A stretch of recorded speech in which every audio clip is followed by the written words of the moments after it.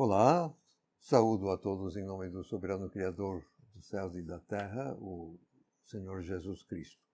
Hoje vou dar prosseguimento a vários assuntos que estamos abordando direcionados ao debate contemporâneo em torno assim da crítica textual, como assim se diz.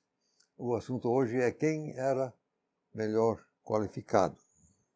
O que se segue foi copiado de meu livro The Identity of the New Testament Text, que foi publicado pela primeira vez em 77. Creio que está tudo também uma tradução feita para o português, que nunca foi publicado, mas está no meu site, qual é o texto original do Novo Testamento. Deve estar lá tudo. Só que com alguns acréscimos. Então, quem quiser verificar as referências, deve consultar esse livro. Quais fatores seriam importantes para garantir, ou ao menos facilitar, uma transmissão fiel do texto dos escritos do Novo Testamento? Eu proponho que há 4 fatores controladores: acesso aos autógrafos, domínio da língua original, a força da igreja, no caso na região, e atitude condigna para com o texto. Então, vamos começar com o acesso aos autógrafos. Este critério provavelmente vigorou por bem menos de 100 anos.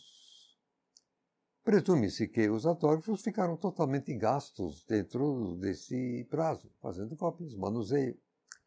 Mas é altamente significativo para uma compreensão adequada da história da transmissão do texto.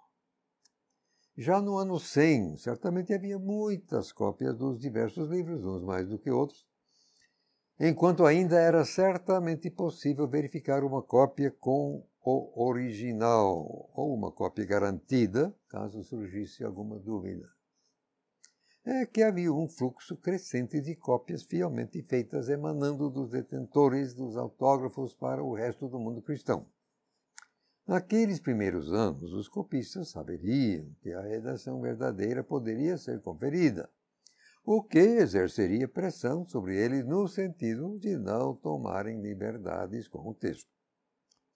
Contudo, presume-se que distância seria um fator. Para alguém no norte da África consultar o autógrafo de Efésios seria um empreendimento caro em termos de dinheiro e tempo. Creio que podemos concluir razoavelmente que, de modo geral, a qualidade das cópias seria melhor na região circunvizinha do autógrafo e iria deteriorar à medida que aumentasse a distância. Barreiras geográficas importantes aumentariam esta tendência. Então, quem detinha os autógrafos? Falando em termos de regiões, seguramente podemos dizer que a Ásia Menor tinha 12. João, Gálatas, Efésios, Colossenses, as 2 a Timóteo, Filemão, a 1 de Pedro, as 3 de João e Apocalipse. Seguramente podemos dizer que a Grécia tinha 6. As 2 aos Coríntios, Filipenses, as 2 aos Tessalonicenses e Tito em Creta. Seguramente podemos dizer que a Roma tinha 2. Marcos e Romanos. Quanto aos outros, Lucas, Atos e a 2 de Pedro provavelmente ficaram na Ásia Menor ou então na Roma.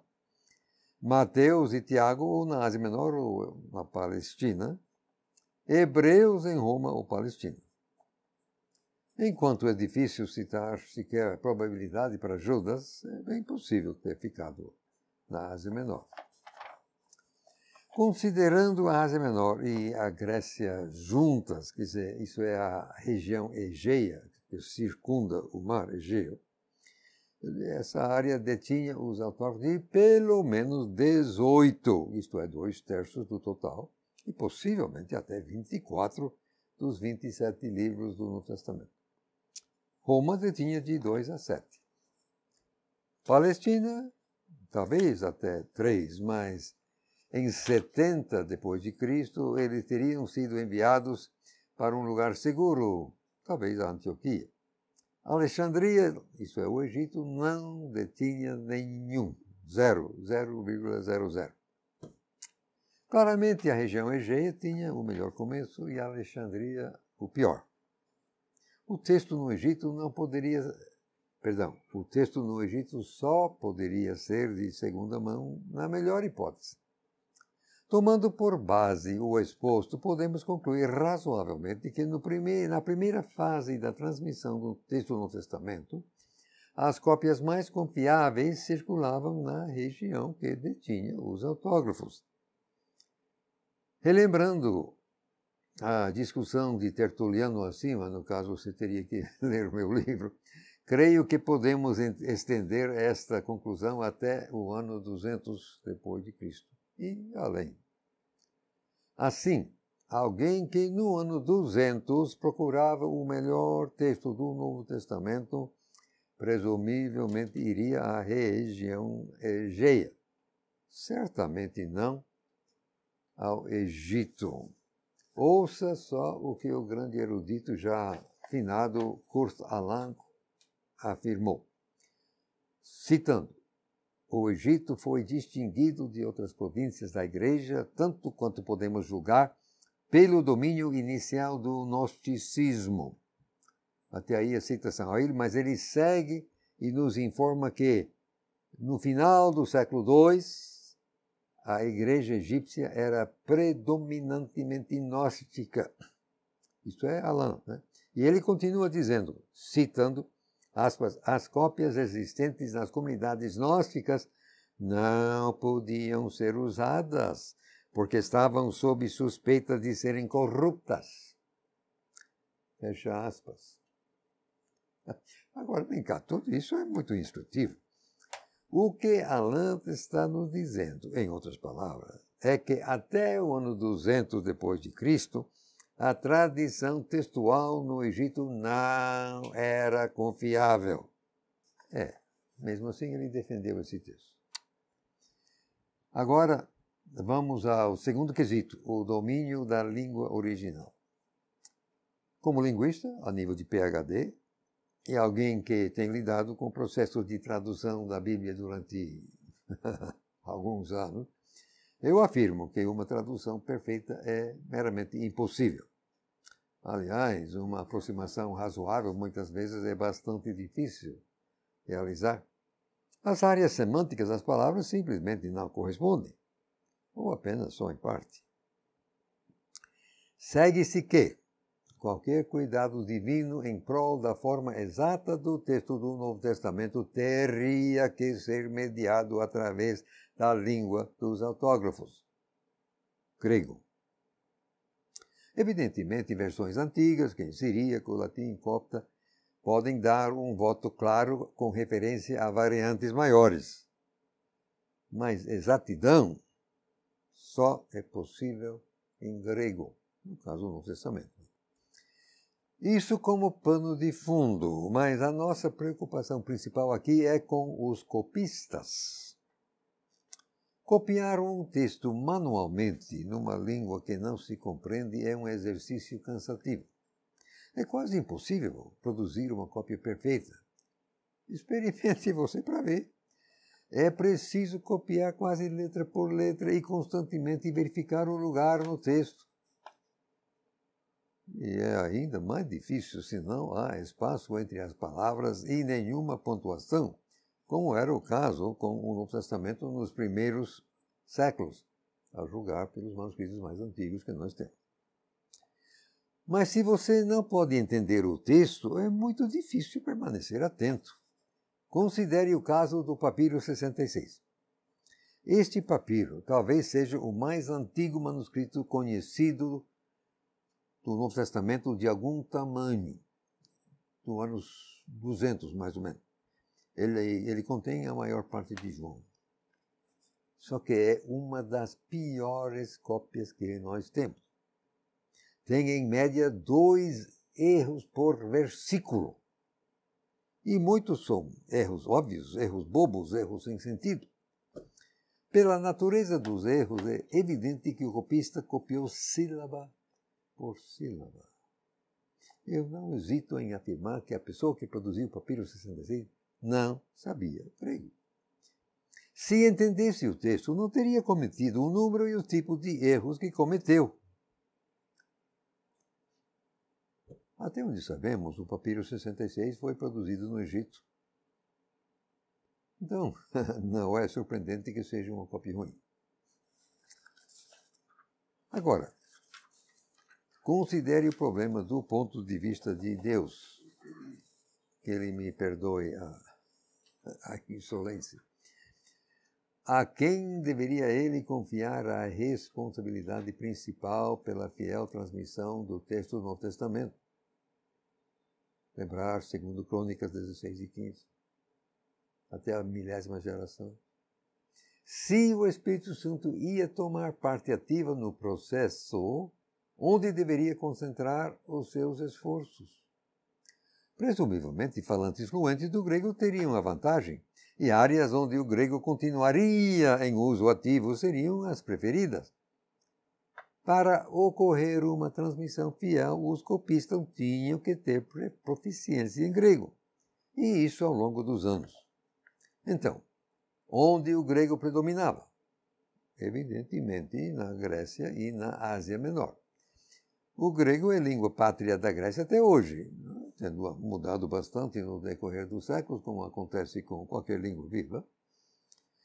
A predominância do grego na área do Mar Egeu foi assegurada por muitos séculos pelo Império Bizantino. Por sinal, até a invenção da imprensa, século XV. Constantinopla foi tomada pelos turcos otomanos em 1453.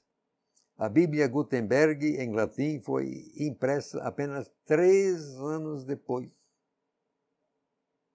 Isto é, em 56. Ao passo que a primeira edição impressa do Novo Testamento em grego saiu em 1516.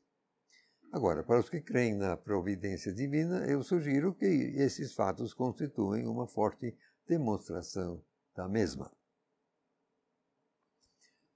E o que se pode dizer sobre o Egito? O uso de grego no Egito já estava diminuindo no começo da era cristã. O erudito Bruce Metzger observou que a parte helenizada da população no Egito, aspas, era só uma fração comparada com o número de habitantes nativos que falavam somente as línguas egípcias, fecha aspas. Já no século III, o desuso do grego estava evidentemente bem avançado. Eu já afirmei que o copista que produziu o papiro 66, cerca do ano 200, não sabia grego. Agora considere o caso do papiro 75, cerca de 20 anos depois, 220. O erudito E.C. Colwell analisou o papiro 75 e encontrou cerca de 145 itacismos. Isso, itacismo, significa a substituição de uma vogal ou um ditongo por outro que se pronunciava de forma igual ou muito parecida. Ainda, além disso, 250 outras leituras singulares, 25% das quais não têm sentido. Agora, a partir da natureza dos erros, fica claro que o copista que fez papiro 75 copiou letra por letra. Isso significa que ele não sabia grego. Ao transcrever numa língua que se sabe, copia-se frase por frase, ou pelo menos palavra por palavra. Courtaland afirma que antes do ano 200 a igreja já caía no desuso, o grego já caía no desuso nas áreas onde se falava latim, siríaco ou copta. E que 50 anos mais tarde a mudança para a língua local era bem acentuada. Ora, isso significa que no ano 250 o Egito não era mais competente para transmitir o Novo Testamento.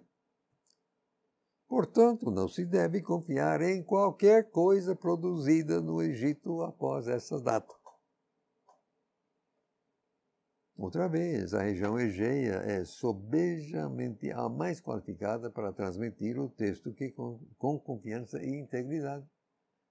Notar que mesmo se o Egito tivesse começado com um bom texto, que não foi o caso, Já no final do século II, a sua competência para transmiti-lo estava sempre diminuindo. De fato, os papiros antigos provenientes do Egito são visivelmente inferiores em qualidade quando considerados individualmente, além de apresentarem tipos de texto um tanto divergentes. Isto é, não concordam sequer entre si.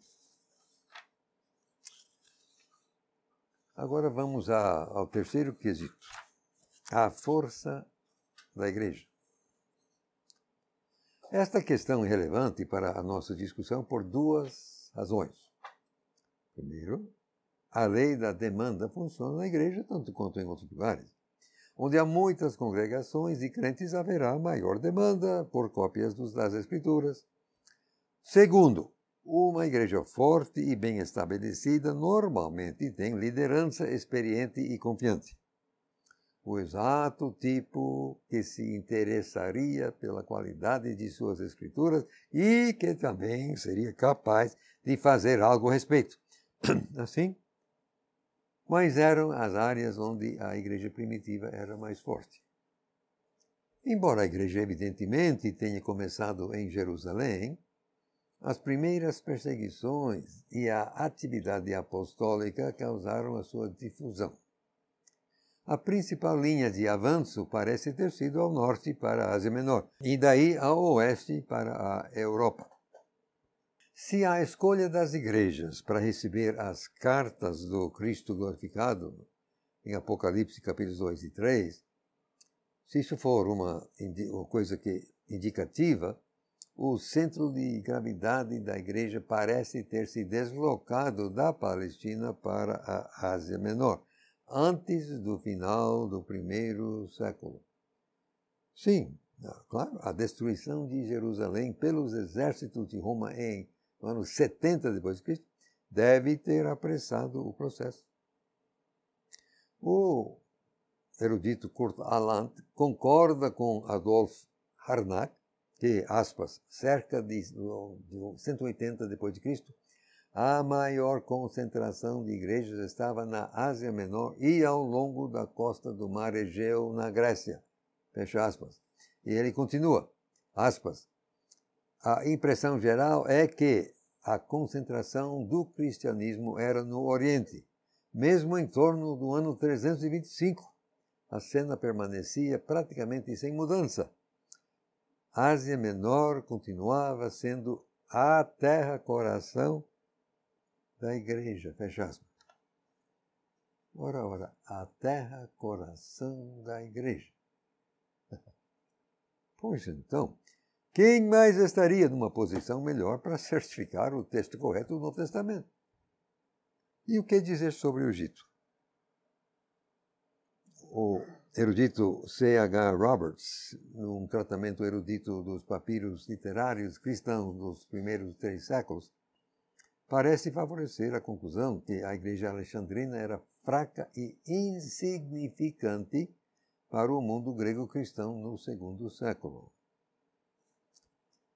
E o Courtelant, outra vez, afirma: o Egito se destacava das outras províncias da igreja até onde podemos julgar pelo domínio desde cedo do gnosticismo.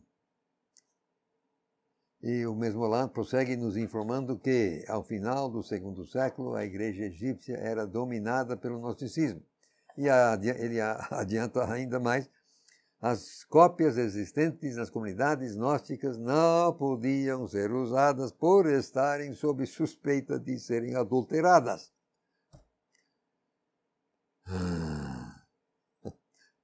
Olha, por favor, isto é bastante esclarecedor. O que Aland está nos dizendo, em outras palavras, é que durante o 2º século, do ano 101 a 200, a tradição textual do Egito não era confiável.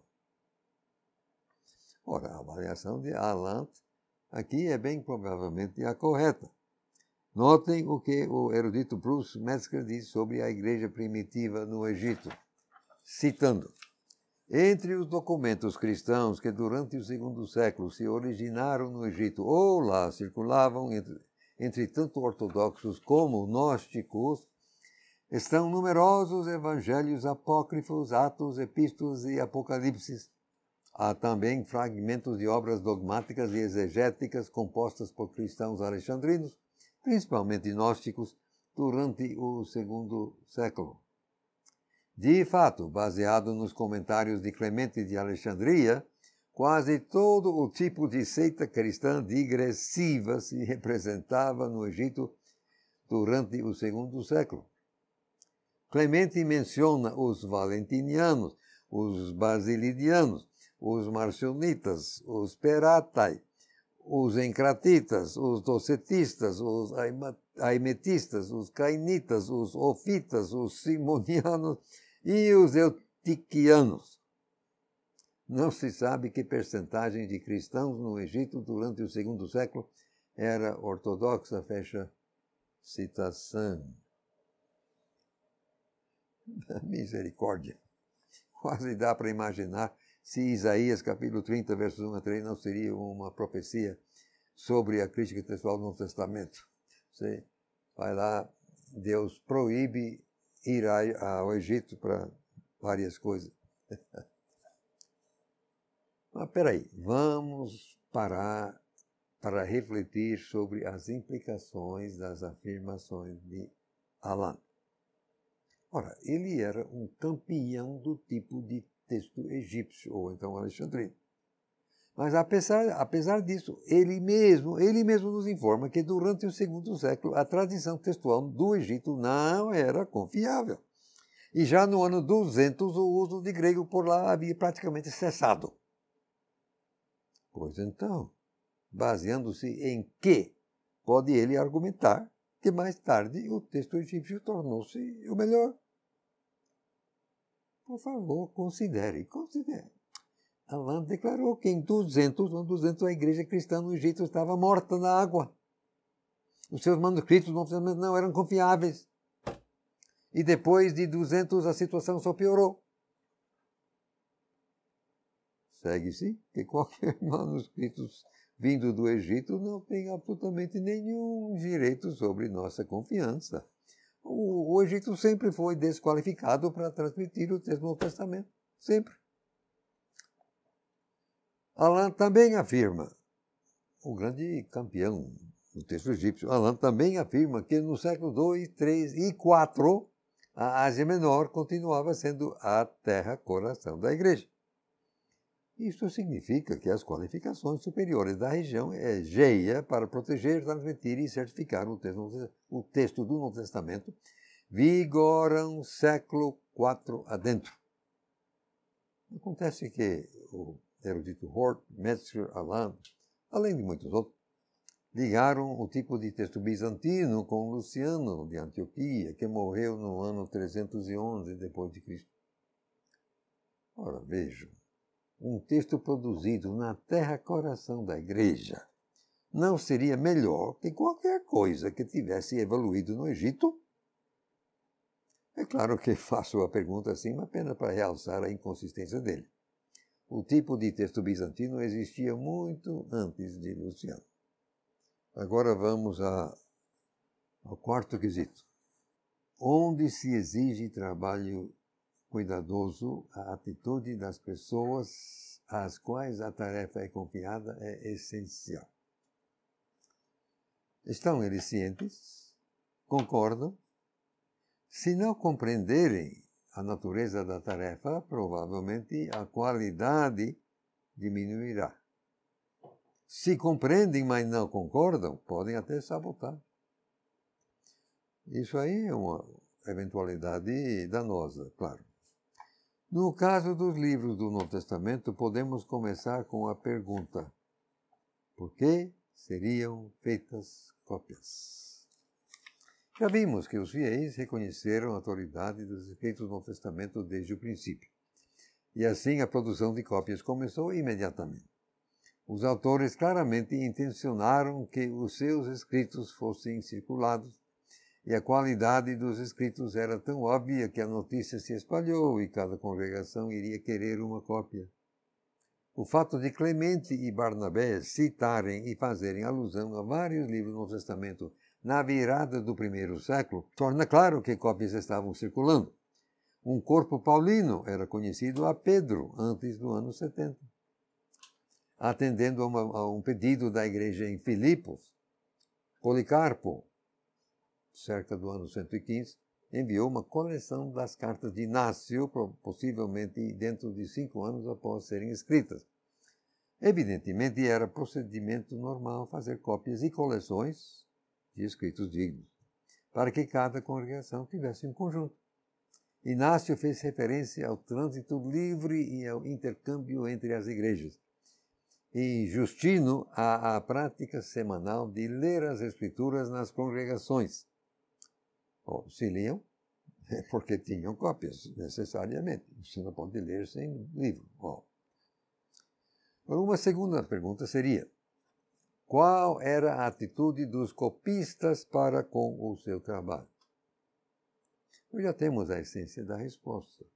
Sendo eles seguidores de Cristo e crendo que lidavam com a Escritura, a uma honestidade básica seria acrescentada reverência no seu lidar com o texto, desde o princípio.